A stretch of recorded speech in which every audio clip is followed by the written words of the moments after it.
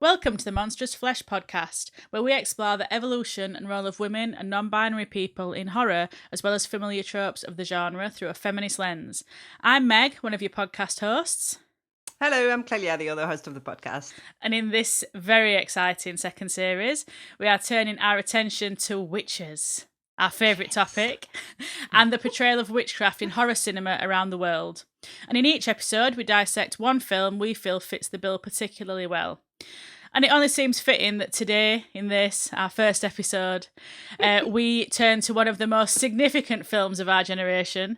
Today, we are discussing The Craft. The Craft.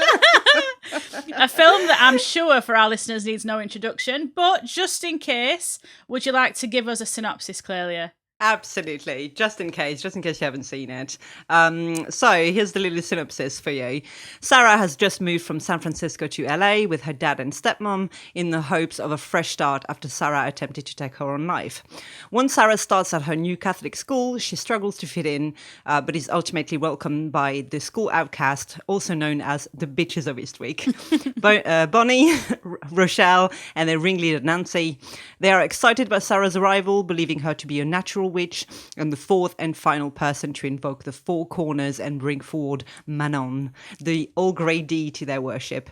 Reluctant to help them in their occult endeavour at first, Sarah goes full in after being humiliated by the school jock Chris.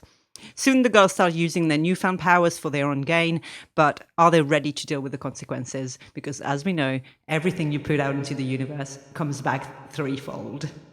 Oh, how excited! Oh, right. Well, before we get into the film, I think, shall we discuss the significance of this film? Absolutely, yeah. That was going to be my first question to you as well. It's like, what is? I mean, I know that it's one of your ultimate, absolutely favorite, and yeah, I was just wondering what is the significance of this film for you? I think that. So I saw this film as an alienated witchy teenager, and I do think that at that time it gave me. I read an interesting article about it that I think, and I'm going to talk about later when we're discussing film. But it brought up that idea of, I can't remember the theorist's name. We're back again strong for season 2. I can't remember who anybody is. But like the scarcity problem, which is that, when there's so little representation, you cling to what representation you can find. And I think The Craft is one of those films because it's very... I think the start of that, I suppose, obviously we'd had Carrie, but not really very many women-centred horror films, I suppose. And so to see a film as a teenage girl about teenage girls who didn't fit in and didn't really want to fit in, but wanted more than what they had, in front of them, I think were really exciting and captivating. Yeah. And so it's always been one of my favourites. So what about you, Clelia? Do you remember when you last saw it? Because obviously 1996, you must have been, really, really young. Yeah. At the time. So did you see it later? I must have done. I think I must have done. And I can't remember. I think it's become, when certain things that you watch or books that you read, they become just so part of like the fabric of your life that you can't remember a time when you weren't aware of it. Exactly. Yeah. I'm glad you say that because that's exactly how I feel as well. I feel like it's a film that's been part of my life forever, but I was what, I was 11, I think, at the time when it came out. So I think I must have seen it a few years after that. But yeah, I mean, I was shocked, doing the research for this film to find out that it scored 57% on Rotten Tomatoes, for starter. I know, exactly. Yeah. I was like, what the fuck? But also, I've got a few things to admit, actually, hands up. When we said we were going to do this film, obviously I was like, yeah, obviously we're going to do a season about witches. We have to cover the craft. It's so iconic. Why wouldn't we? I hadn't seen the film for a while, actually. And at first I was like, I know it pretty well. Like, I might not rewatch it for this. And then I decided to watch it. And boy, I'm so glad I did, because although it is iconic, it's such a great film. Like, we're still gonna, say all the things that we want to say about it. There's also some pretty funny things about it in terms of the production and the massive plots in the storyline. But anyway, we'll get to that in a bit.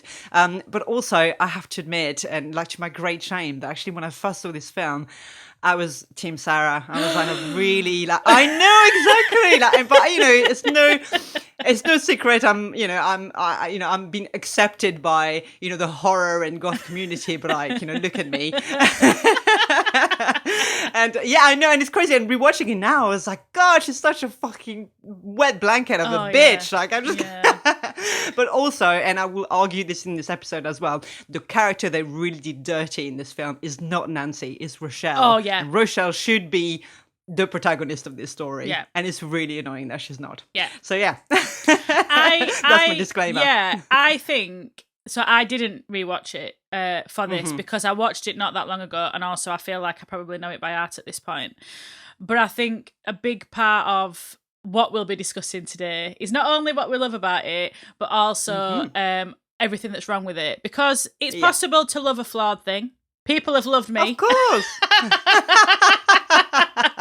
And I think, part of loving something is being able to accept that it's not perfect, and this is far from perfect. And I think, again, thinking about that, that scarcity problem, now we've got films that do center women in ways that are much more empowering, much more, I think, empathic and understanding. We can look back on a film like this and be like, oh dear. Yeah. Absolutely. And it is a time capsule in lots of ways. I mean, in every way, it's a time capsule. In every way. To the 90s. Yeah. And there'll always be a place in my heart for the 90s horror. So absolutely. It's a love letter to it. It really is. I think one of my notes were that it is just this nostalgic daydream, really, isn't it? It's the clothes and music. It's just this real encapsulation of like 90s pop culture. Yeah. And it, it's, yeah. And I can't understate its influence on me, but I do think looking on it as an adult now, you can sort of go, no, for something, but like one good thing about rewatching it as well is a reminder of like how much the soundtrack for this film absolutely slaps. It's so good. So I was listening to it before we started recording, and I was like, this is such it's bangers after bangers. Yeah. Although one criticism is that the opening song is a cover.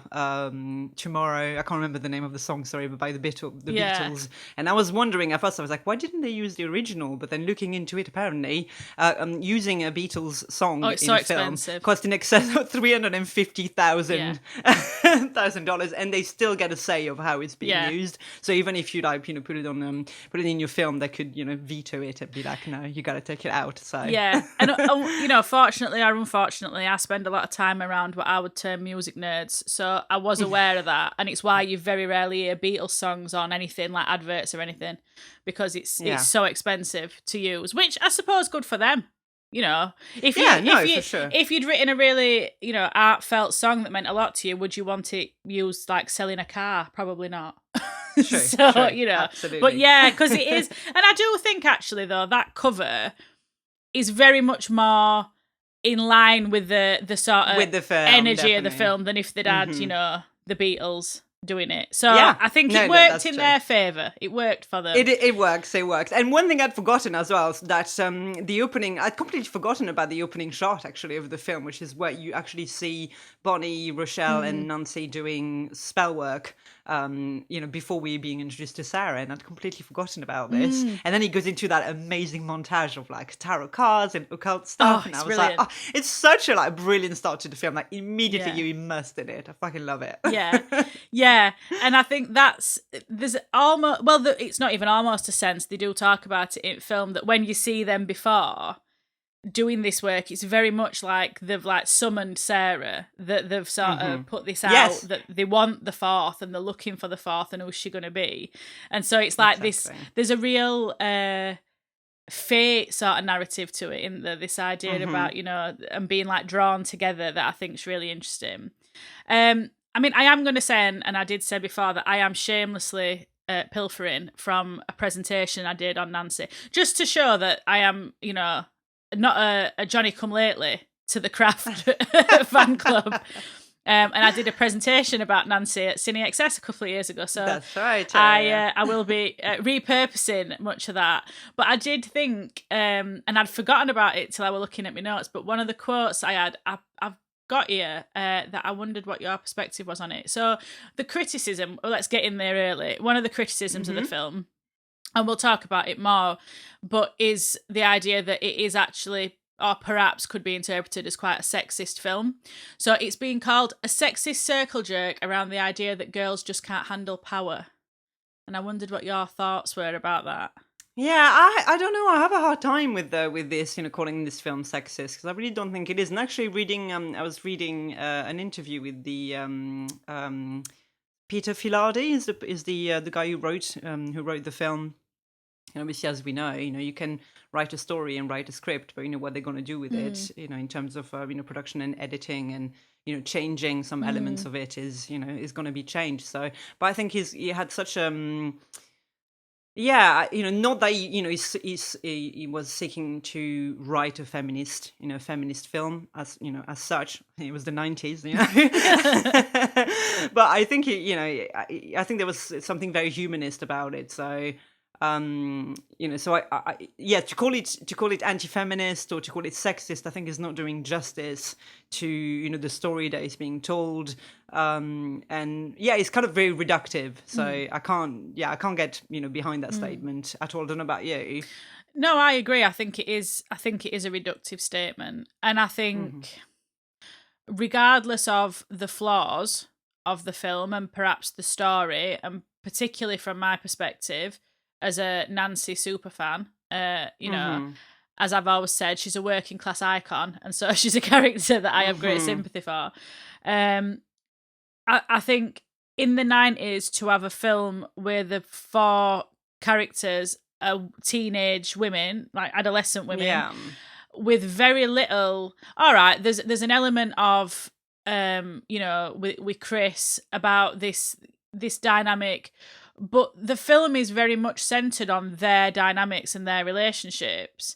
And I think if they'd have made a film that was set in high school, that had no high school drama in terms of, then exactly, what would it be? It wouldn't be a realistic depiction of what the sort of subject matter, would it? So I think to just call it a sexist circle jerk is very extreme.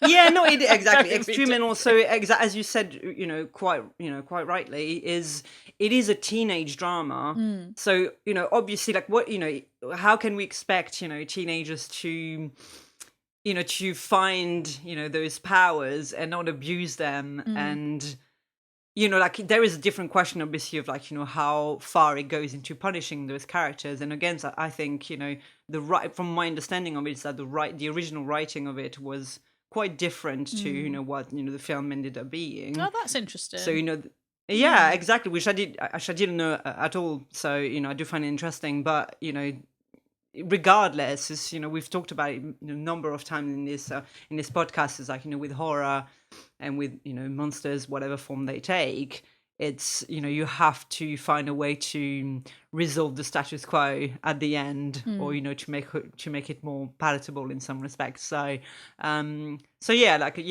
we said, should you call it what is it, a sexist sexist circle jerk? Yeah, it's quite odd. One thing I was thinking is that you can put Neve Campbell in, in a large coat, so and greasy hair. She's still Neve Campbell. She's like, she's, she's, they're, the four of them are, very, attractive, very good looking, very attractive. Exactly. So, to have them as the school outcast, it seems a little bit of a stretch, but yeah, it reminds me of the bit in the Barbie movie when they're like, that she's become like not Barbie anymore, and she's this, like the ugly version of herself, and voiceover's like, in retrospect, Margot Robbie is the wrong person to use for this. Yeah, precisely. But this is yeah, I mean, still, yeah, well, that's it. And I think one of the ways that I've sort of looked at the monstrosity of it, one of the ways that is that Nancy is the abject, so she is the abject other in comparison to Sarah's acceptable self. And I'm obsessed with the abject. I'll try not to get too theoretical about it and boring for our listeners. But I think what's interesting is the way that abject and sort of healthy self you can see in films as monster and hero, good and bad, and they are setting up that dynamic, like you say, so that it's a very traditional protagonist-antagonist story, and the antagonist does have to face the consequence at the end, because that's the way that we've been telling stories for thousands of years.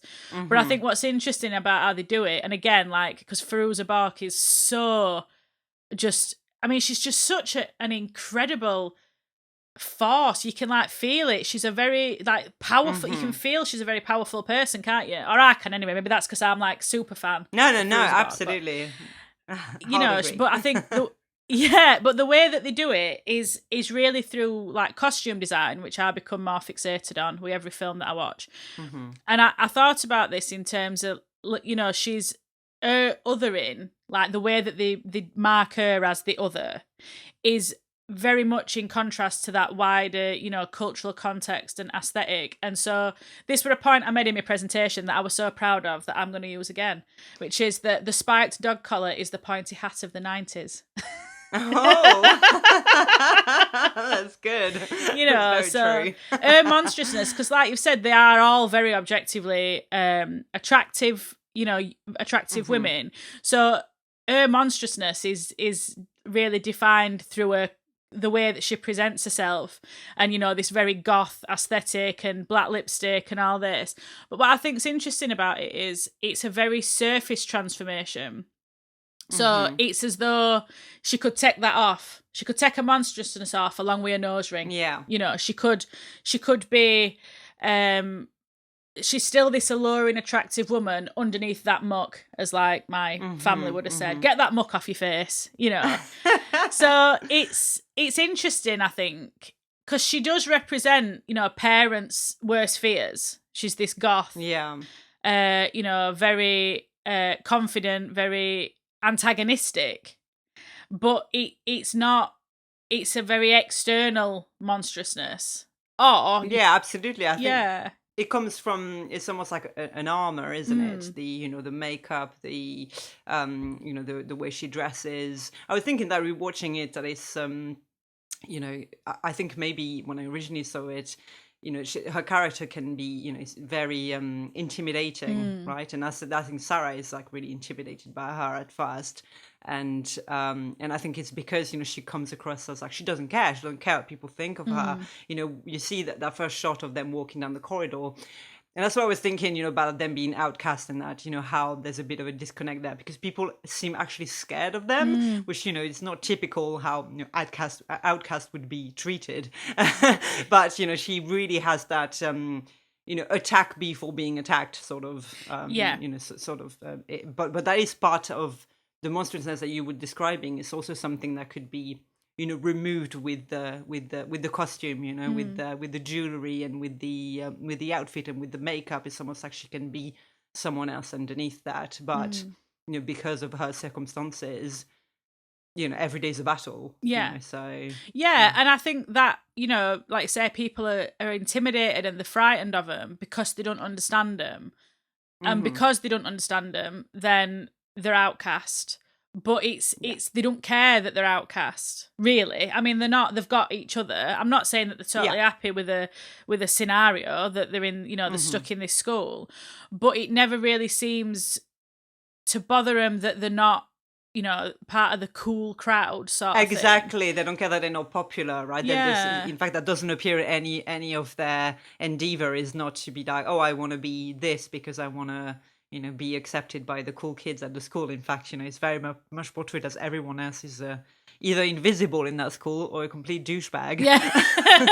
Yeah, but I think it's interesting when you look at Nancy compared to Sarah, because at least, and especially when she first comes to school, she's very well presented, very clean, very shiny hair and sensible clothes, and she's very, and even as that progresses and she starts, wearing a big silver cross, and I mean, it's all badass. I mean, I love the clothes that they wear. But even then, she's always this very a very acceptable, a very unthreatening version of that witch. And I read it, I think it might be from Witches, Sluts, Feminists, actually.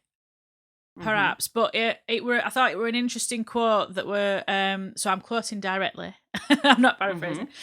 Concealed or revealed, witch or slut, these style archetypes can express aspects of female sexuality that are not incongruous with feminism. What makes fashion empowering or feminist has far less to do with the clothing itself than with the intent of the wearer. And I thought that were really interesting when we think about how they choose to present. So particularly for Nancy, who all the way through has got this very, this goth aesthetic, and as you say, it's like an armour for her. But I think when we see Bonnie's transformation in particular, so, Bonnie goes from big coats and she's covered up because she's got, really significant scarring. And when that's gone, then she feels much more confident to be, to wear, not even necessarily revealing clothes, but just not to be hiding. She's not hiding. Yeah. She's just... Yeah, just even her posture kind of changes, doesn't it? So, yeah. And I thought that were a really interesting point when we think about this as a film that is about, like, adolescence as a time that is very difficult anyway.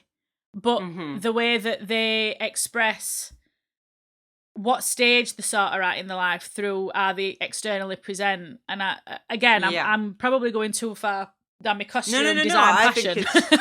It's a great point. I mean, the thing that did make me laugh rewatching it though is the idea that they're at a Catholic school and somehow the uniform feels like more of a suggestion than than something they must do. I mean, there's the first scene where Sarah's dad drops her at school, even though she doesn't have a uniform yet, and he says, you don't have to go because you don't have a uniform. And I was just like, how lax is that school? I'm not sure how they would allow her to attend class. And as the film progresses, it's like that uniform becomes like more and more of a suggestion, like I said. They're just not bothered then. They're just like, do what you want, wear what you want.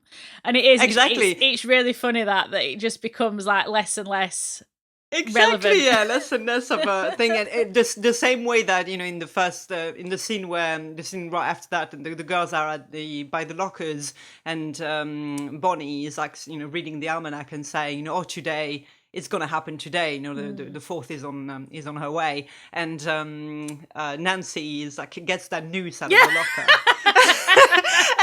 I was thinking, are the school administrators on strike, or like there's even like a security guard that walks past them, and I'm like, no shit's given. They're literally kind of like maybe everybody does believe that they are witches at this point, and they're kind of like, just let them do their own things. Yeah, but even that, like having a noose in a locker and stuff, I think there is, whether intentional or not, there is it's very referential in terms of like the history of persecution. And the history of being vilified for being a witch, and Nancy having a noose in a locker, and as we see film progress, and even where that the peers treat him, it's all that fear of and and fear of power, fear of women with power, which I think is the key theme, really, I would say, of this film. It's very interesting that, on that point that you're making, that even though there are all these rumors about them, when Chris meets Sarah for the first time, it's kind of like, oh, they're the bitches of Eastwick, and they're witches and blah blah. And at the end, when you realize that they really are witches, it's almost like they it's happy for all these stories to be propagated about them. But when it's confirmed, it's almost like it becomes less important. Or, do you know what I mean? It's kind of like they were condemned either way. Yeah. But then when that confirmation of power happens, that's when somehow it's like a surprise. yeah, absolutely. And I think that idea about power, and where that when they're all together, then that power intensifies, and that's what we see, that when they're all, because there's the four, so there's all four corners, so they can all draw on that power. That's when they start to see these positive, for them, really positive changes. But I think I understand the criticism of it, and I think what I would get on my soapbox and talk about the link between class and privilege. And I will admit, I am a shameless Team Nancy, so perhaps I'm biased, perhaps. But I do, I do think it's this internal conflict in the group between Sarah and Nancy, and I think you can split that into like power and who has it, and there's this idea as well that part of it splits along that line of, oh, Sarah's a natural witch. Her mum were a witch. She's inherited this, this legacy of power. But I think, more props to Nancy, really, as someone who's like, she's worked for it, she's researched it, exactly. It's self-made.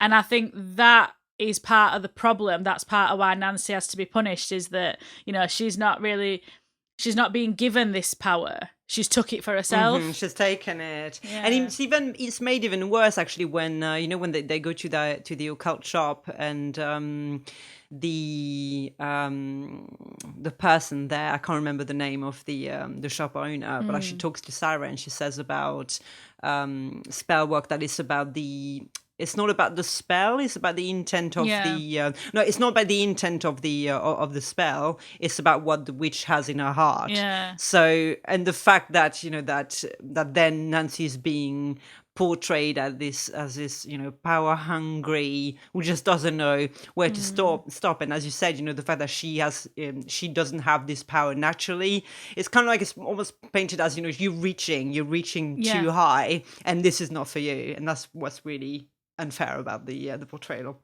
Yeah, and it's this, Sarah's good because she's wealthy, and Nancy's bad because she's white trash, which is a horrible slur that is not my slur, but one that's levelled against it even by her friends. So I think what's interesting is we see when they all get together and this power starts to build, that they're all starting to, resolve the problems, use their power and the magic to get what they want. And so we've got very clear, projects for everybody. So Sarah's trying to get Skeet. I can only ever think of him as Skeet. Why would you think of him as anything else? I'm not sure. As Chris, as Billy Loomis. I mean, has she not learned a lesson? This is before Scream, isn't it? This is before Scream. No, this was after Scream. Same year. He came out the same year. Oh, well, he was 1996 as well. He had a good year. Yeah, he had a good year that year.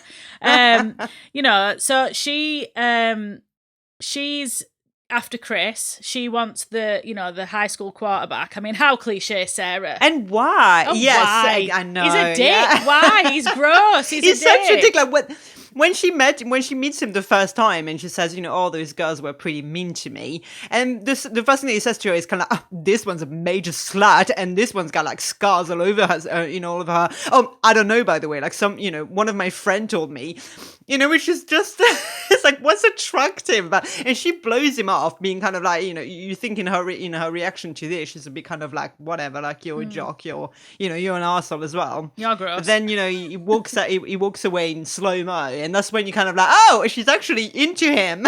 Yeah, she likes this dick. She likes this absolute douchebag. And then, yeah. It's I do think that is a really weird story arc, because So she likes him, they have a really nice time together, then he lies about her because she won't have sex with him. But then she decides that what she wants to do is still have sex with him. Why? Yeah. Are there no other men at this school? Are there no other people that you could choose? Are there no, no nice young men that don't spread lies and call women sluts? It is weird because she doesn't do it necessarily to punish him, which is what I find so bizarre. Because you think, he really very much like humiliated her, and and somehow she's kind of like, I just want him to be really into me, so I can, enjoy this. I just want him to love me anyway. Like, why? Gross. But we've got that, and then we've got, obviously, Bonnie is she wants to get rid of these scars, which again, it's really sad that she feels like she's got to do that. That just speaks to the way that people's bodies are policed and like othered, and even I think somebody, it might even be Chris, I think somebody even calls her like a monster, or they say something about like Freddy Krueger or something, don't they? And it's so, I mean, that has aged like milk. That. Yeah, absolutely. Yeah, but I suppose it's so cruel. It's cruel, but then saying it's aged like milk, it's very realistic in terms of what people have to go through during adolescence, that the peers are cruel and they are, unforgiving. So we've got... to be different is to be othered, isn't it? But I do like the fact that she phrases it as what she wants is the power to be beautiful outside as well as inside. Which I think is quite, it's quite a mature thing, not a mature thing to want, but at least, she recognizes that is, that how she feels inside, she wants just reflected on the outside. Yeah. And, obviously, and we'll talk a bit more about Bonnie because they do Bonnie dirty in this film.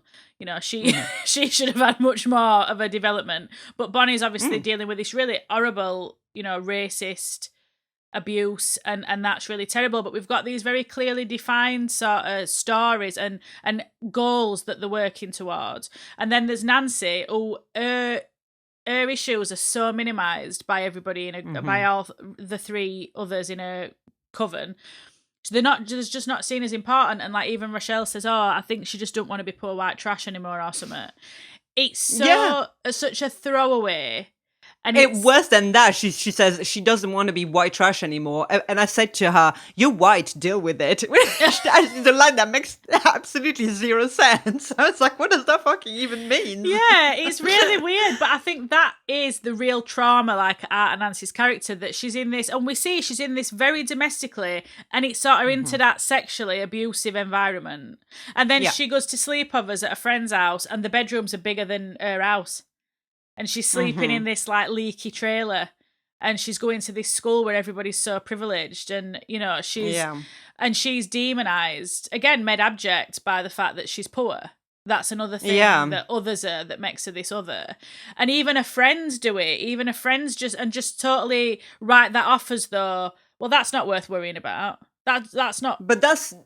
Yeah, this is where the writing is really weak, in my opinion, though, because at least we do get to see this for Nancy. For Rochelle is, obviously she is being massively stigmatized, and picked on because of her race, and we don't even get to see her, her backstory in terms of like her family life. What is it like? How does it affect her in every aspect of her life? So I think those two characters, there would have been so many parallels to draw from between Nancy and Rochelle. I would have liked to see a lot more. Yeah, it's a shame actually that it's Rochelle who, then delivers that line of, she doesn't want to be white trash anymore, but like, what are you going to do about it? It's almost like she can't relate to that idea of being completely othered as well, which makes no sense. Yeah, and I think that's something that if this were a film that had been made at a different time, like if it were made now, well, I say it would be, you would hope it would be, that would be unpacked much more. The significance of that would have been unpacked much more, and that, I mean, Bonnie and Rochelle are seen very much, I think, as just like supporting characters. It's really about Nancy and Sarah and this conflict that develops, which is a shame because I think they are also, very interesting characters in their own right. And like you said, particularly Rochelle, we see no real development of her. Even when, she's managed to achieve what she thought she wanted, which is, and this is another bit that I think is quite problematic. So when, she's sort of used her power and a bully starts losing her hair, And she sees her in the shower and she's crying. She's like, it just keeps falling out. And you're like, and she's got this look on her face, like she's got feels horrible about it. Yeah. But they never, there's no, we never hear that. We never know how she feels about it. There's never a clear communication about it. But I think, I understand the criticism of this film because there is a level of women,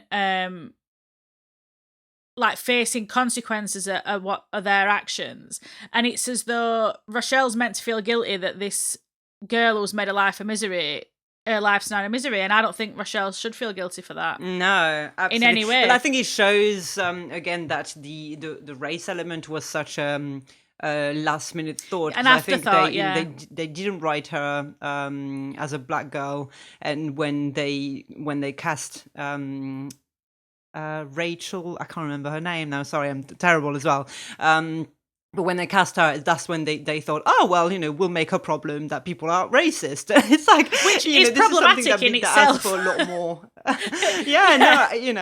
Yeah, which that in and of itself is a problem, that you thought that's the only problem we could give this girl is that yeah, precisely. But I think it's, and we'll talk about it in other episodes, I'm sure, but there's a real tension in the witch as central character, I think, in that there's always this push. So it's like the monster is the protagonist, but we've still got to have that resolution where the monster is, if not literally dead by the end, that part of them is dead or weakened at the end.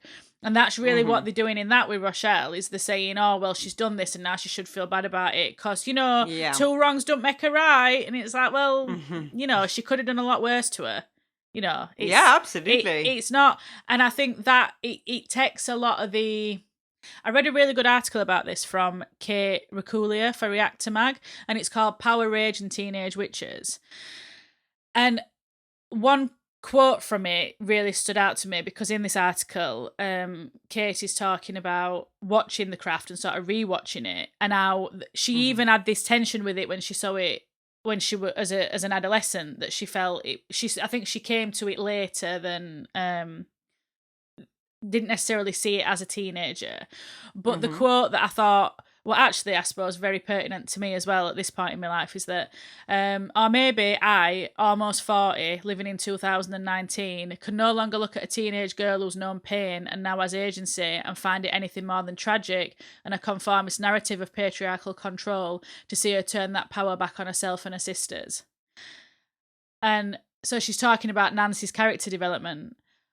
But I think when we talk about Rochelle, there's something there that's really sad about someone who's had all this pain, really horrific racial abuse that, no one's intervened, no adult in this scenario has intervened. And she's got the power to stop that and to give this, this really, really horrible peer of hers, we'll say, I'll not say worse things than that, who has made her life an absolute misery. And she's got the agency now to say, you don't get to treat people like this. And then she's meant to feel sorry. And I just think it takes all that power away, doesn't it? Yeah, it does. I think really interestingly as well, the one of the last scene where they go to the house party, to the house party, because they know that Nancy's gone to find Chris there. And when they enter the house, the girl who was the bully is wearing this terrible cheap wig, and she goes to Rochelle and she says to her, listen, and then the scene cuts there, and which made me think, had they shot something, is there a deleted scene of this? It's almost kind of like they thought about this, they wanted to give a resolution or some sort of closure to that storyline, and then they decided, no, you know what, that's just not interesting enough. Yeah, which is such again robbing that character of any of any storyline, really. That's it's almost like they kind of like, this story is not worth telling. Yeah, absolutely. And then that's sort of that then. And Bonnie and Rochelle are just like Nancy's lackeys at rest at film. They're just sort of following along. But I mean, we do see, which is an absolutely fantastic scene, to be fair, the bedroom scene. And I think that's very interesting when we look at Nancy as a character. You know, so in the scene, she sort of tries it on with Chris as Nancy, and they've obviously got a sexual past. It's something that he didn't want any of his friends to know about. We don't know how long it went on for, but there's obviously been something there, and he rejects her. And so she uses the glamour magic, which I always thought as a teenager were like the coolest thing. And actually, as an effect, it still looks really good when you watch it. Yeah, it does. Yeah. To change so that she looks like Sarah, and obviously Chris is in the midst of this love spell that Sarah's put on him, and so he's absolutely obsessed with Sarah. And then this escalates, and Sarah comes in, and we have the incredible, he's sorry, and we see like Nancy's rage just erupt out of her, and in a very satisfying conclusion, Chris dies. Which is what the monster has died at that point. The monster has died exactly. At the end. Yeah, this should be it, right? I almost feel like they wrote it that way to give an excuse as to why Nancy then needed to be punished, because the build up to that scene. I mean, it's horrible, right? Because Nancy is effectively assaulted by Chris, then goes to she tells the girls, and then that's why Nancy decides to go to the house party. But then once she gets there, she decides to almost like rekindle things with Chris. Yeah, which is such a weird. It is weird because she's ostensibly gone there to get revenge for Sarah. He don't get to treat you like this. What she really means is, he don't get to treat me like this. This is I think this is a real extension of the way that she's been treated by him. But then Sarah decides in this fit of conscience, I can't let her do out to him because he don't deserve it. Never mind the fact that he's attacked you, he's terrorised you, he's chased you through all these like brambles, he's ripped your clothes, like he's absolutely petrified you. And if you'd not got away from him, he would have seriously hurt you. But he don't deserve to be punished. I think that's a really weird like narrative as well. To be pushing that he's somehow, it's just a misunderstanding, and as though it's Sarah's fault because she's bewitched him. It's Sarah's fault he reacted like this. If she'd not put this spell on him, which again is bullshit. But he kind of says, at least I feel like that kind of in terms of like victim mentality, that makes not, I'm not saying, I'm not excusing it, but I'm just saying that, narratively speaking, that makes more sense. Rather than, but like you saying that actually Nancy goes and seek vengeance for herself, like that, to read it in those terms then makes a lot more sense, and makes sense as to why she's acting that way. Yeah, and I think there's that idea that she is monstrous, and we know that when we see monstrous women in horror, that they are reactive. It's a reactive thing. Nancy's reactive. She's not being proactively aggressive. She's reacting to her environment. And as this encounter escalates, what I always think about it is it's so similar to like Carrie, that idea of this she can't control this pain anymore, and she's got all this power that maybe she don't fully understand, and it just erupts and it engulfs everything around her. It's like this real turning point for Nancy, which unfortunately I think then it's like a turning point into her as a monster, and there's no nuance to that. It's that now she's bad, she's the bad girl and Sarah's the good girl, and so we're supposed to root for Sarah rather than this really a person who's been, disempowered and who's been abused and has found this power and now can use it, but we're meant to think that she isn't wrong for that. And even her pain is being completely ignored at this. You're right, this is a turning point, and after that, her pain and everything she's gone through is kind of being completely erased, and being like, well, she's gone, she stepped over that line, so now anything that came before it doesn't matter. Like, yeah, and it's even that she's, there's this spooky slut narrative about her that everybody talks about her, that started by Chris. He deserved it. And no questions asked. Push him again, bring him back to life and push him again.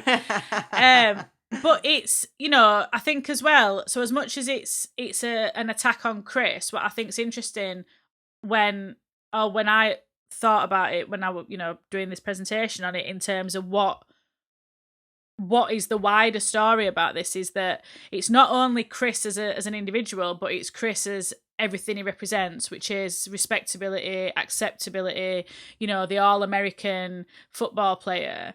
And his rejection of a Sarah, who is as well this very acceptable figure of, everything that is, I suppose, what Nancy's maybe being encouraged to aspire to, it only reinforces her like abject nature. It reinforces that she's the other because he don't want her, he wants Sarah. And so she's like trying on this mask, Sarah's face is like this mask of acceptability, but underneath that there's all this pain and there's all this rage, and it just erupts. But then she becomes like the morality tale of this film.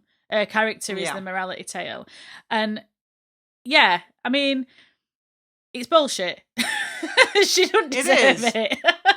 That's it. Yeah, no, it's interesting to think of, of her, using the glamour charm basically to appear as Sarah. And when we've been talking about her putting on that armor, that her, the way she dresses, the makeup, her attitude is almost like a buffer between her and the rest of society to not be hurt. And all of a sudden, her, transforming herself that way makes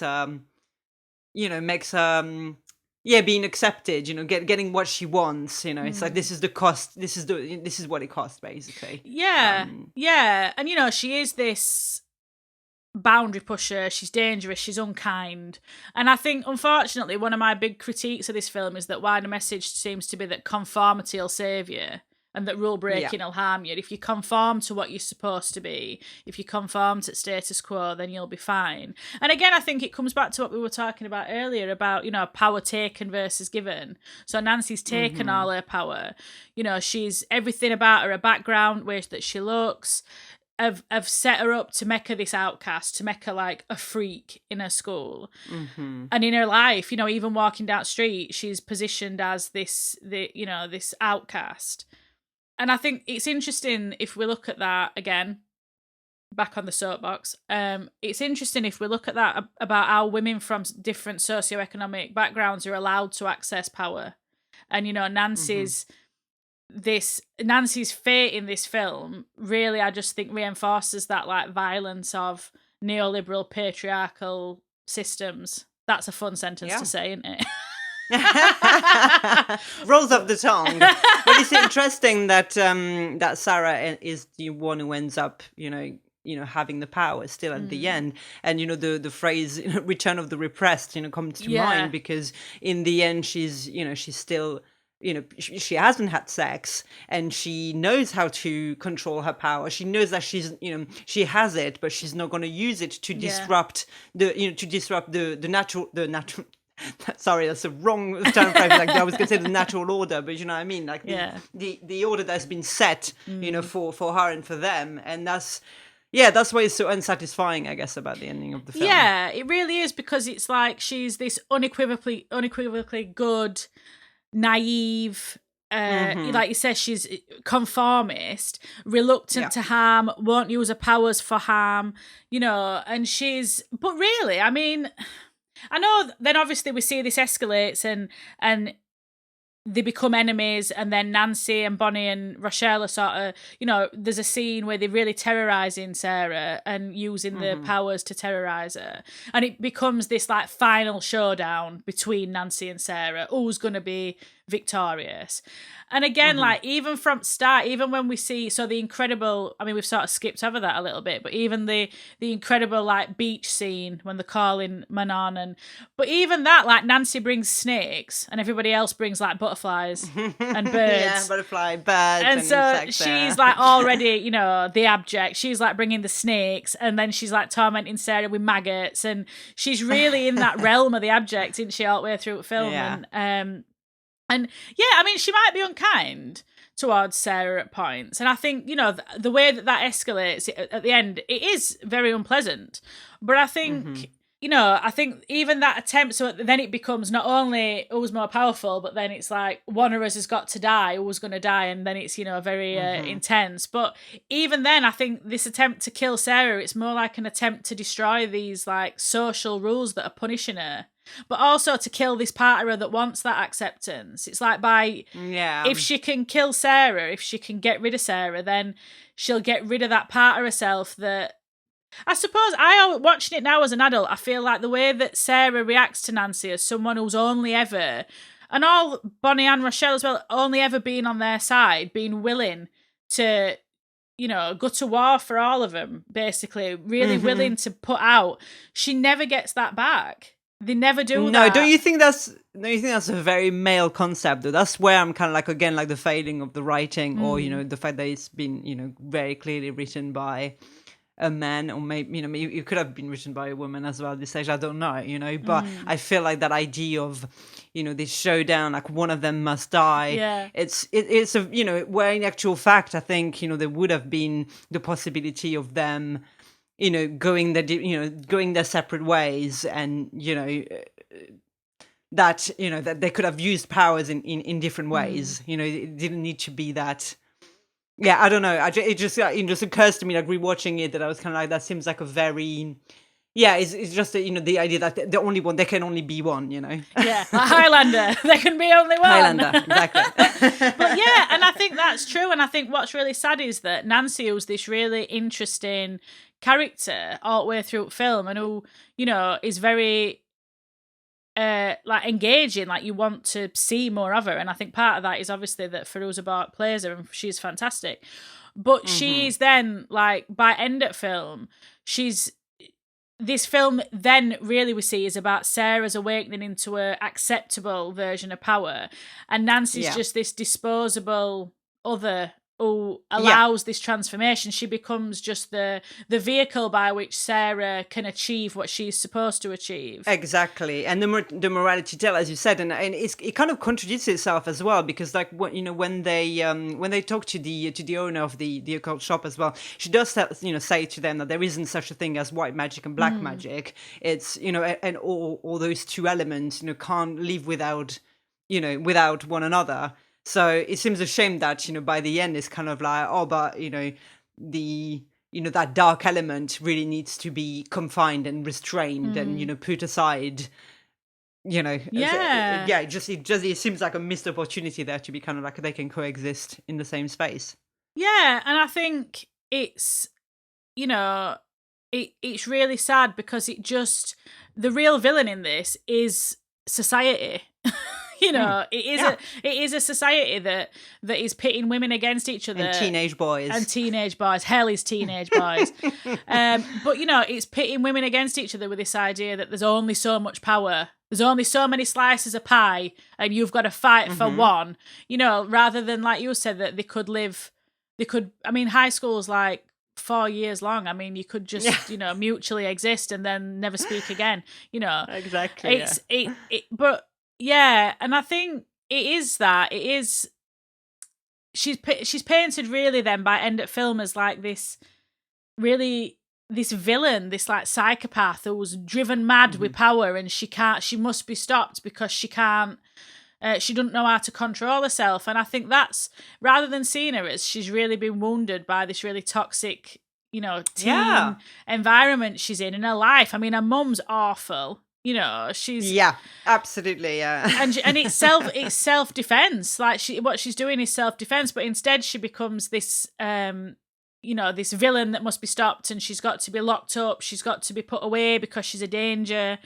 I think they even do that with the when her mom and her inherit that what seems at the time apparently seems to be a huge amount of money, $175,000, which buys them this incredible condo, and including a jukebox which plays nothing but Connie Francis records.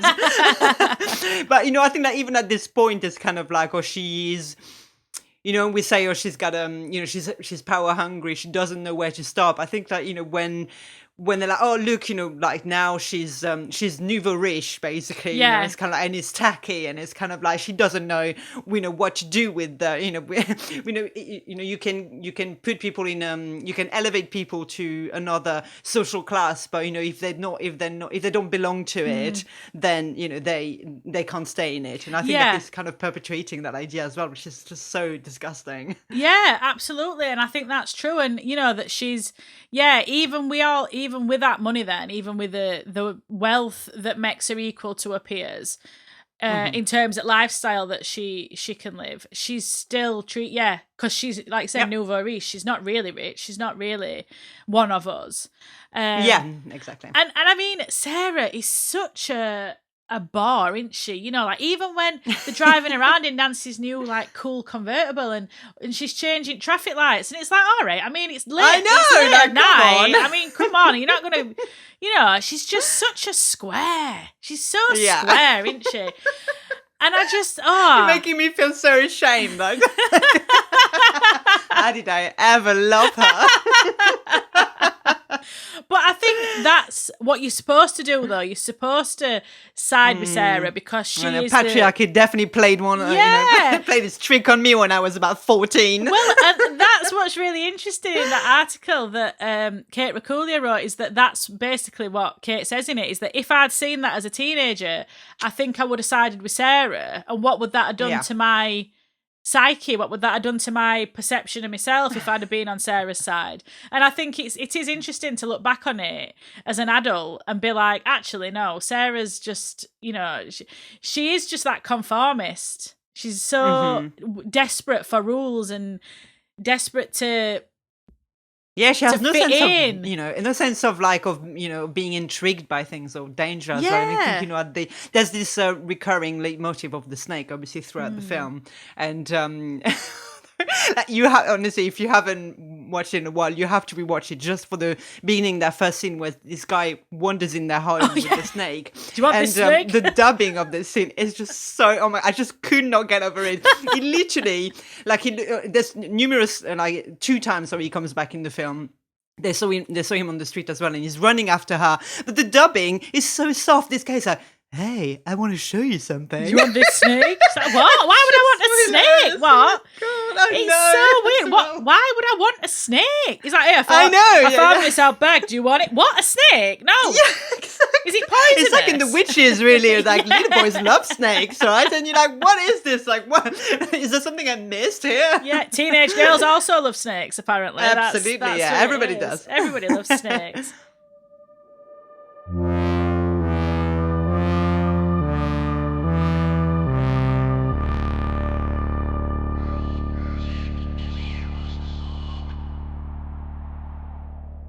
What I do think is interesting, even though, and I think I would like to remind everybody that we do love this film. We do. Even though it's such a special place. Yeah.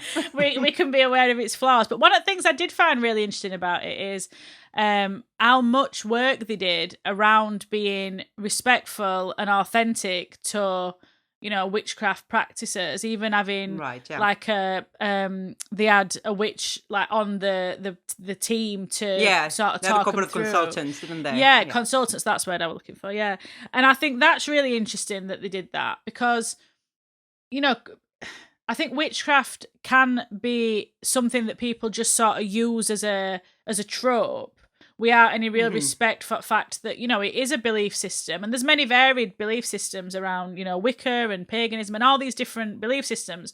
But I think to have someone there to go, oh, actually, that is, don't do it that way. I think that a lot of it were like, don't do it that way because you might get, you might get a consequence that you don't like.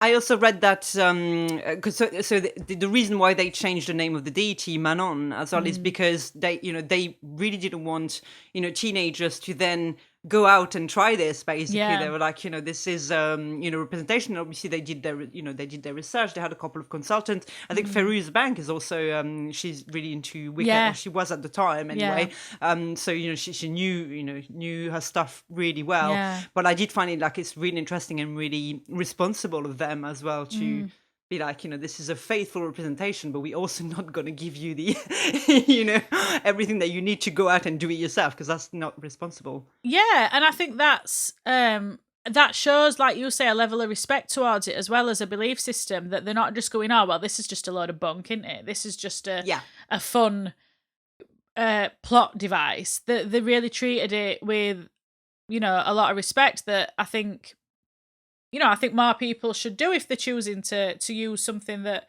it's a real thing. It's not something. Absolutely. Whether you believe that people can do these things or not, the fact is people do believe in it. So I think it's important, if you're going to use that in art, to be respectful of the fact that this is not art to some people. It's their faith, it's their belief system. Completely, as you said, it's like it's the same if they do a film about any sort of faith, and there's a lot of research and respect that goes into it. One thing that I read as well is actually, so the name of the deity that they chose, Manon, is actually quite close to a water deity as well. So when they did the beach scene, apparently there were a lot of weird stuff actually happened during that scene, because they were like, oh, it's actually really close to the name of the deity. So if they were like, are you calling me? Yeah, sorry, me. Is it me? You want me? I know, is it me?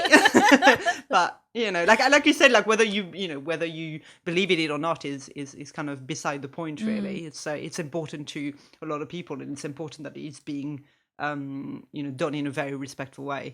Yeah, and I think as a film that a lot of teenage girls watched, and I'm saying that, anecdotally, but I'm certain I'm correct. I think that even watching it as an adult, there's something so exciting about the idea of, I think Nancy's approach to it, because Sarah don't know what she's doing. She's got no idea what she's doing. So Nancy guides everything, because Nancy's done the work. She's put in the work and the hours, and she's done the reading, and she knows what to do. And she's the authority there, really. But then that's what's set up again. So she's the theoretical authority, but Sarah is the sort of practical authority, because she's got these powers.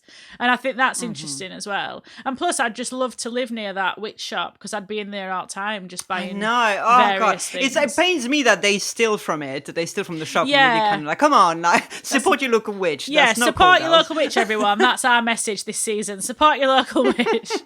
But even like playing, I mean, it's really sweet until it's not, in it. When they're having sleepovers and they're playing light as a feather. And I remember doing that as a teenager at sleepovers, and just really it being part of their shared, what brings them together, obviously, is their experience of being like ostracized teenage girls, but also this curiosity about what is out there, what potentially what is there for them to sort of see. And I think that's really exciting. And light as a feather, stiff as a board, it always makes me laugh, that scene, because I think about it, and always that like tingle of fear of like, oh god, what if it actually happened? What if it works? Exactly. And I do think it really recreates that really well, that the hysteria of and I mean hysteria in the most like loving way, not in like, that's not a criticism, but that emotion, that sort of shared emotion of teenage girls and friendship, that that energy, that and it's really powerful. And I think it's that's why the ending is such a shame, because they've got all that power just between them that they'd have anyway, as like women supporting women. That's what we always said. That's what we're all about. Exactly. When women support other women, magic happens, whether you believe in Manon or not. Like, magical things happen, and it's a shame that then that turns into this really negative power struggle. And I think you're right. It is a very masculine way to look at relationships. There's always got to be a top dog. Well, no, there aren't actually always got to be. No, exactly. No, it is a shame. Even at the end, when Bonnie and Rochelle go to see Sarah and say, "Hey, I bet she still doesn't have, she doesn't have her powers anymore and stuff." And I was like, "This is so, like, it makes no sense. Like, it's so uncalled for, there's no need for it act that way." So, and obviously, I think the ending is absolutely traumatic. I think, especially as an adult, to watch it, to see this, poor teenage girl just strapped down, and she's institutionalized, and it's really disturbing, I think. Yeah. And comes in and like injecting her with something, and she's totally powerless. She's totally had all her agency and her power removed, and it's as though that's like the happy ending. That's what I think so disturbing about it. That's positioned as the happy ending to this. So Sarah's fine. Sarah gets to keep her powers. Bonnie and Rochelle have been punished. They just ain't got powers anymore, so they can live the life fine. But but they all seem so detached from it as well. You think they would be heartbroken. This is like their best friend. Yeah. And wound up in a mental institute, and you're just like, this is just so. Yeah, just like there's the real disconnect with the way that they were written as really tight, and then at the end it's kind of like, oh well, she did that to herself, and this is.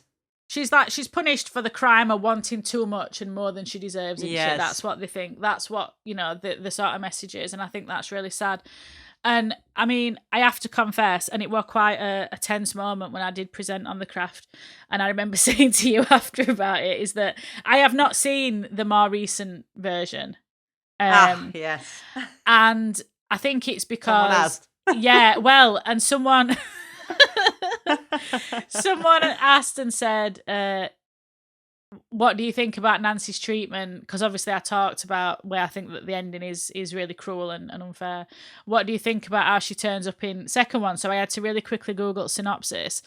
And what I found out is that basically she's still in there. So this film's like 20 years later or whatever, and they've just never let her out, or she's been let out but then she's back in. She's like never had a normal, quote unquote, normal life. Life. Went out, had a child, and then was and then went back in. Was never let out, and then that brings its own horrors, because if she's never been released, she had a baby, but horrible. Exactly. But again, like as far as I know, that she's in it for like 30 seconds as a plot point, basically. And I think that as a continuation of that story is horrifying. Actually, is really horrifying. That is the legacy of Nancy's character. Is that she's, exactly, and for a film that was remade to sort of address the more problematic points of the original film, I find absolutely vile. It's like you've completely missed the point of what we should have seen is that Nancy were out and she took over this witchy shop and she were having a whale of a time, and she was sharing her skills with fledgling witches, and she were doing good work in that witch community, and she were happy and fulfilled. That's what I want to see. Yeah, that's what she deserves. I don't want to see her trapped in some, institution for the rest of her life. So yeah, I mean, like I said, have you seen the more recent one? I have seen it. Yeah, it's as disappointing as you would expect. And like I said, in terms of it completely missing the point. Don't get me wrong. Like I don't necessarily hate reboot of well-loved film, but I just thought in that case, and unless you were going to address the future of these characters, then I kind of felt like there was really no point in making it. So I think that was the vibe that I got from a lot of people who'd watched it, so I just didn't bother. Because I wouldn't. Yeah. I wouldn't again if I had to do it over again. Don't waste your time. Yeah. Leave it alone. But that's what I mean, leave it alone. I mean, as we've said, it's a time capsule, really. It's not a film that I think is necessarily one that will be improved by the retelling. It's one that exactly. It is what it is what it is. So leave it alone, people. Exactly. We leave it at 57% on That's insane. I know, that is so mad. But I was kind of like, most of the reviews are from men, and I'm not saying like men shouldn't review this film, but I also feel like it's one of those things, like either you get it or you don't, basically. Or either you saw it at the right time when it came out, or at the right time in your life, and then and then you get it, or people are kind of like, it's just kind of like a a cheap teen drama about witches, and it's like, no, then you missed the point. So you missed the point, my friend. Then shut up and don't review it. Shut up. Keep your mouth shut. Keep your dirty mouth shut. But yeah, that's the thing, innit, though. It's like, who is it for? And it's not for you if that's what you think of it. It's, Precisely. So yeah, I hope that we've not offended the craft fans out there. I hope that they can see that our analysis comes from they can feel the love for it. Yes. But shall we depart to Folklore Corner then? Please, let's. Yes. I'm Well, excited to see what you have to say to tell us about it. well, I couldn't find anything what I thought were interesting. And if anyone knows of any folklore like this, let me know. But I did look quite extensively. I couldn't find anything specifically related to teenage witches in terms of folklore. Obviously, we know there's examples of teenage witches that I'm sure is going to come up in recommendations, but nothing like older. And so I think it's really interesting that we don't really see that link. Instead, what we see is that young women are more likely to be preyed upon by old crones, or, Sleeping Beauty, Rapunzel, Snow White, these sorts of characters. And women don't really seem in folklore to come into the power until they're older, it's like this very, Until they're ready, sort of thing. Yeah, this like crone aspect. But we know that we do have like pop culture examples, this link between adolescence and witchcraft. So it's, that it is there, but I think that seems to be a more contemporary link rather than something that we see in a lot of folklore. So what I thought I would talk about instead is the significance of the coven. So, I mean, we always say the Monstrous Flesh Coven. You are all proud members of the Monstrous Flesh Coven. But it essentially means, just a group of witches. And there's been a lot of sort of theorists have discussed it. One of them is the Egyptologist Margaret Murray. A very interesting woman. I think the first woman to be a lecturer at UCL, I think she was. Did a lot of work around folklore and a lot of work around like ancient Egypt and things. And so Margaret Murray said that there were 12 members in a coven, with the devil making the 13th member. And that this is taken as like a parody of Christ and his 12 disciples. However, an alternate theory, which comes from the school of thought that Margaret Murray belonged to, which is that witchcraft predates Christianity. So it's an older religion, it's an older faith that is absolutely exists before we see Christian faith, is that 13 is the maximum number of dancers that can fit in a 9-foot circle. So 13 members. I don't know why the circle can only be 9 foot. I don't know. I could not find clarification on that. But essentially, a group of 3 or more can be classed as a coven. So you need the 3, apparently.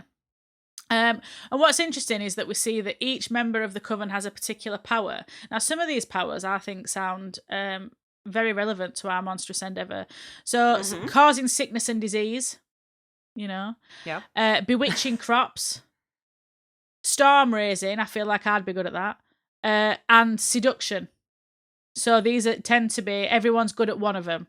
So you'd have someone who could, cause sickness in the villagers or in the livestock. Someone could bewitch the crops to die. Somebody's raising hell, and then someone's just going around seducing everybody. So that seems like a good mix to me. I like that. I like that as well. I mean, I wouldn't like to be the one who's like the only power is like to bewitch the crops. I'd feel a bit robbed if I was person. Yeah, I'd be like, give me this. Everybody would want the storm. The storm is the Nancy of the powers. The Nancy. Yeah, Sarah's a crop bewitcher. Sarah's a crop bewitcher. Yeah, she'd be like, bewitcher, yeah, you crop. That's going to be my new insult. Oh, you crop bewitcher.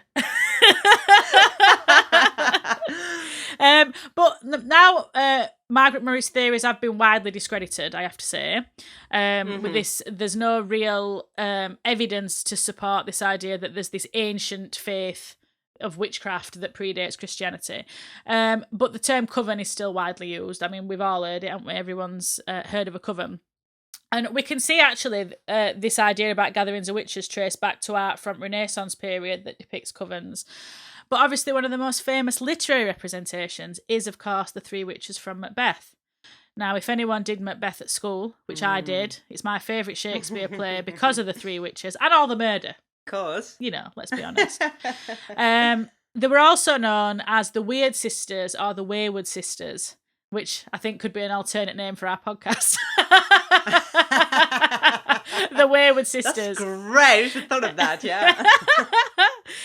They're a trio who predict the downfall of Macbeth. So in the play, they meet him on a stormy heath and tell him he'll be the king of Scotland. But obviously we know that ends in bloodshed and tragedy. So these are very clearly based on the fates from classical mythology. So we know in classical mythology that there's like 3 fates, and they like weave everyone's tapestry of life. And when they decide your time's up, they cut your thread. But Shakespeare was also influenced by British folklore and something called the Holinshed's Chronicles, which is a comprehensive history of Britain from the 1500s. So I will talk a bit more about this in another episode because it's particularly relevant to one of our later little teaser about an upcoming episode. But in this volume, we hear about the story of King Duncan and future King of Scotland, Macbeth. So these were real people, which I wasn't aware of, I don't think, who encounter 3 women in strange and wild apparel, resembling creatures of Elderworld, who hail the men with glowing prophecies and then vanish immediately out of their sight. So Holinshed reported that the common opinion was that these women were either the Weird Sisters, that is, the goddesses of destiny, or else some nymphs or fairies endued with knowledge of prophecy by their necromantical science. So I liked that, necromantical science.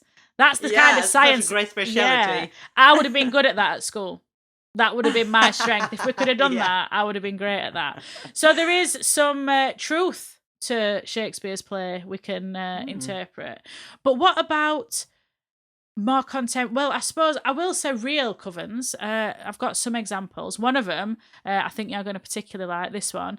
So another example is La Brujas del Baladero, forgive my pronunciation, aka the Witches of Anaga. So according to popular belief, these witches used to hold the covens in the sort of mountains of the Anaga region in Spain. I think, is it Tenerife? It might be on the island of Tenerife. I should have written that down. That would have been a key point to note. But they would dance around a bonfire, hence the name Baladero. And in this magical place, they would perform their rituals and then go and bathe naked in the sea. Which sounds fun to me. I mean, when I read about covens and what they get up to, I just think this sounds like a very nourishing act of self-care. Let's dance around a bonfire and then swim naked in the sea. That sounds brilliant to me. Exactly, that sounds absolutely lovely, yeah. But the historian Domingo Garcia Barbozano this is from 1982, said, from El Baladero on the days of the witches' coven, from 12 o'clock at night, dressed in black robes and warm cloaks, their friends and those other people who wanted to be initiated into the practice of witchcraft, all forming a compact crowd that would slowly descend along the rugged summit to see if they could find any walkers to curse. So, this idea that all these witches are wandering about in these mountains looking for people to curse. They have the best time. Like, witches have the best time. So like, doesn't that sound like a perfect Saturday night to you? That's all I want to do. Have a few drinks, dance around the fire, go skinny dipping, and find someone to curse. Find walkers to curse. Love it. What else would you do with your time? But apparently, this refers to some rituals that were performed by the ancient Guanches, I believe. Again, forgive me. To ask the earth for rain and fertility. And so because they were pagan, the Catholic Church considered it to be witchcraft, and this beliefs persisted. But it's apparently seen as a very magical place to go. And indeed, one of Anaga's beaches is called Playa de la Brujas, Witch's Beach. So I was thinking that could be another stop on our Monstrous Flesh road trip. Definitely add it to another pin in the map. The Witch's Beach, then on to the Japanese Penis Festival, and then then on to Krampusnacht. But so after the early 18th century, there were a shift in communities and they weren't as superstitious, and executions of witches were no longer supported by the British government. So we will talk much more about executions of witches in another episode, but it doesn't mean that it disappeared. Apparently, there is a place in Cambridgeshire called Horseheath, which in the 1800s we see a renewed interest in paganism, and that many people ditch Christianity for the religion. And we see this particularly in the very tiny village of Horseheath. Now, you might be wondering, why Horseheath? I shall tell you. It turns out that one of the most famous witches of the age lived in the small village. So in the 1800s, this individual, I think you're going to like this, was called Daddy Witch.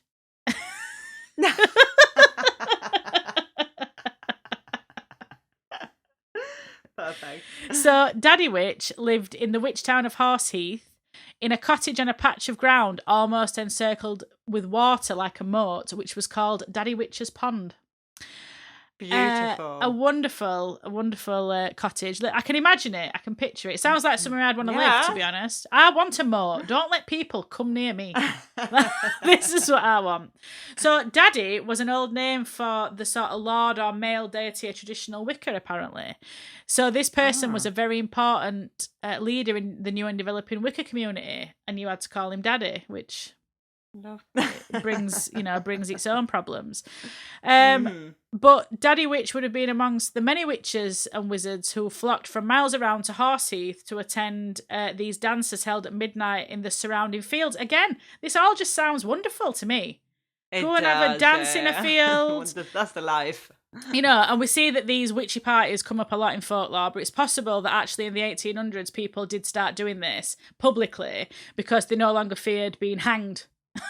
Essentially, they were no longer worried about being persecuted, so they started to gather. One of the interesting things about Daddy Witch is that their body was apparently buried in the middle of the road close to their house, and this is because it's not permitted to bury them in consecrated ground because they were witches. And local folklore says that the patch where they're buried will always stay dry, and it is because of the heat from their body, making it a strange place for otherworldly energy. So can you visit? Is it still there? I think so. Yeah. Amazing. Another pin in the map. Off we go to Horseheath. Absolutely. Yeah. Well, I lived in Cambridgeshire for so long, and I'm like, I cannot believe I've never heard of that. Yeah. And then the sort of final coven I have to talk about is one that has received a lot of attention. It's called the New Forest Coven, and this is because a man called Gerald Gardner really sort of talked about it a lot, and then I think Gerald Gardner became responsible for one of the offshoots of Wicca, like the development of one of the offshoots. So at the start of the 20th century, what we saw is that individuals like Gardner and his friends who would gather at the 4 Acres Nudist Club. So already they were, getting down at this nudist club. They began to create this like pastoral fantasy of the British past. So this were response to fears from what were termed a violent rebellion from below, so I assume they mean by this the working classes, in which case it weren't violent enough. As I always say, bring back the guillotine. And corruption from above. So what we saw then with this generation of authors, musicians and artists who sort of came up with this fantasy of, the British past in which pagan people were in connection with the spirit world and, this idea about the circle of the year and being very involved with this and where witches walk freely. And I think a lot of that has been, I'll not say discredited, but I think a lot of it were very much a fantasy of this is what life should be like, that we should be living in this way. It would but that has really fed into, I think, perceptions. If we think about folk horror like the Wicker Man and things like that this idea of this pastoral life where we're all living in this very pagan way. And I think that's quite an interesting, I might do some more reading on that. I think it's quite interesting to imagine that, this generation of really creative people were sort of inventing this past, really, and the way that that's like maintained today, some of these ideas. But at the heart of it, with this idea that modern society had sort of wandered astray, and its salvation lay in the countryside, in places like the New Forest, where the roots of Druidism and the sacred ritual lay in slumber. So, again, like when we talk about, the sort of crisis in modernity and like industrialization and the fact that people were forced into cities, and then we start to see people go, actually, this is shit. And I think we're seeing a lot of this now, this like, cottage core, every homesteading, people wanting to, return to a way of life and it's because capitalism sucks ass. Basically. So even in like early 20th century, people were like, capitalism sucks, I don't want to be part of this, I want to go and dance naked in the woods, please. And I can relate to that. But Gardner in 1939 made quite a shocking claim, which is that it was out for a walk in the New Forest one night, which seems precarious to me anyway, regardless of what happened next. And he stumbled across a circle of naked women standing in a clearing. And because he'd not concealed himself, they grabbed hold of him and dragged him from his hiding place and took him to the house of a wealthy woman apparently, called Old Dorothy Clutterbuck, which is a fantastic name. Fabulous name. Yeah, and there they stripped him of his clothes, blindfolded him, and pushed him into the centre of a ceremonial circle. And this was when, above the sound of his own heart racing, he could hear chanting, and they were chanting over and over again the word Wicca, which is where this story falls apart from me. I don't know why they'd be going Wicca, Wicca, Wicca. That's weird. I don't know why they'd be doing that, but that's what he said they were doing. So after this, he started talking about it very discreetly, didn't give too much away, but started to talk about the existence of this New Forest coven. And so ideas about it remain, like, to this day, that people are still, practicing, that perhaps the same coven still exists today in the New Forest. And that what Gardner alleged, much like Margaret Murray's work, is that these women were members of this surviving witch cult that had existed in New Forest even in like pre-Christian times, that it was something that had existed for like hundreds of years. But what he did say that they did that I thought were quite interesting is in August of 1940, when the threat of the German invasion were looming, they performed a ritual that was known as Operation Cone of Power, in which Gardner and the rest of the witches erected a giant wooden cone in the New Forest, which was then pointed towards Germany and used to transmit messages from their minds into those of the German leaders. So they would repeat, "You cannot cross the sea, you cannot cross the sea. You cannot come, you cannot come." And apparently this led to some of the frailer witches putting so much energy into the ritual that they dropped down dead. So, wow. Put a lot of work into this ritual. And because apparently they decided to perform the ritual naked without any goose grease, which apparently keeps the skin warm. So we need to keep that in mind for our own coven meetings, that one must have a healthy supply of goose grease. It's perhaps unsurprising that some of the members just dropped down dead in the leaves. That were it, just fell down dead. So that's my brief sojourn. Obviously, covens are quite difficult. The details about covens are quite difficult to locate because it's a very personal, private practice. Mm-hmm. But I mean, if anybody wants to join me and Clelia in the mountains, looking for the witches there, or if they want to join us in Horseheath, trying to find Daddy Witch's final resting place, or even wandering through the New Forest. Exactly. Let us know. We're looking for a third and a fourth. So yeah, I don't mind doing the snakes. I can be the snake one. But yeah, so I think it's really interesting, a lot of the discussion around covens. I think the fear that we think about them is generally because it's like groups of women together, and groups of women together are powerful. And I think we've talked about that quite extensively today. But, that's something that's going to come up in this series, I think, again and again, is the way that there's power in groups of women together, but that power is very intimidating to society. Exactly. I find it fascinating that, as soon as women gather together, then it is kind of labeled as something, dangerous. And rightly so, because when women put their minds to whatever, then they have this, amazing things happen, right? When women get together. So absolutely. Yeah, it is, both dangerous and powerful. Dangerous for who? Not for women, and not for the greater good. But not for the greater good. Not for the greater good. So let us turn then to recommendations. Have you got some recommendations? Yeah, I've got only a few, and that's because I didn't really go down the teenage witch route. Although obviously one film that always comes to mind when I think about The Craft is Heathers. Although not necessarily a horror, but in terms of teenage hell, then that's definitely one that I love to revisit. I was thinking of The Love Witch as well, because of that the narrative thread between Sarah and Chris, and what happened when you use love spell, and I think this one is it's a great one, and I think it's obviously we stopped on 8 films that we really wanted to cover for this season. There might be a few bonus episodes because as we're going through the season, we're also like, oh my god, I can't believe we're not covering this, we're not talking about this and this. So you never know.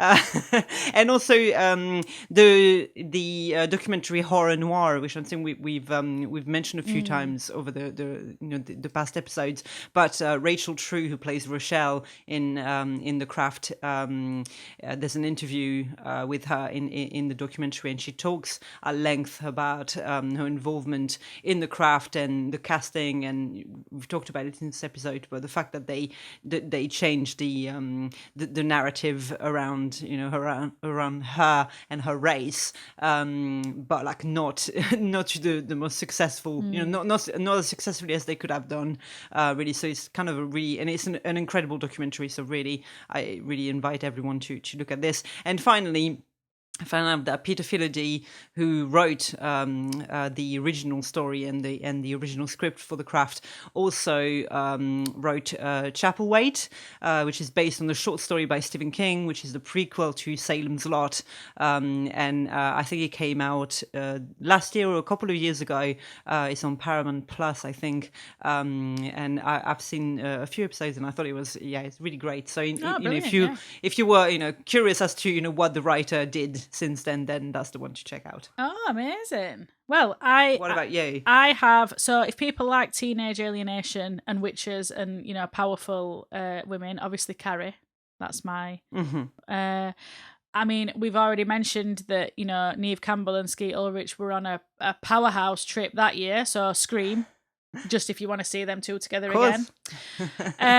For more delightfully sort of, is it millennial? I don't know, horror, I would say urban legend, but that's because I never miss an opportunity to talk about urban legend. In terms of sinister covens, Hereditary has a very sinister coven. And then also in terms of TV series, American Horror Story Coven, which I think is the best series of American Horror Story. Yes. And Jessica Lange and Sarah Paulson and Kathy Bates and all those powerhouses are in it. So I would definitely recommend that.